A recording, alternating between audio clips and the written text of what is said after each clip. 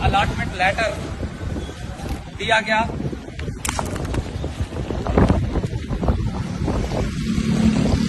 ये allotment letter दिया गया कि आप जाएं। मैं 1 करोड़ रुपए दे चुका हूं। हलीम खान की ये सोसाइटी है पार्क व्यू,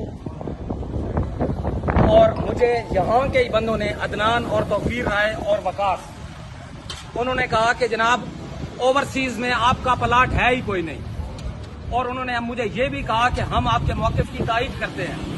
इसके बाद मुझे ये देखें, इसके बाद ये देखें, एक मिनट प्लीज ये देखें चीफ जस्टिस साहब, ये देखें चीफ जस्टिस साहब, ये देखें चीफ जस्टिस साहब, चीफ जस्टिस साहब, ये देखें, ये देखें आर्मी चीफ साहब, खुदा का वास्ता हम लुट गए। आर्मी चीफ साहब, आर्मी चीफ साहब, आर्मी चीफ साहब, खुदा का वास्ता है, आर्मी चीफ साहब हम लुट गए।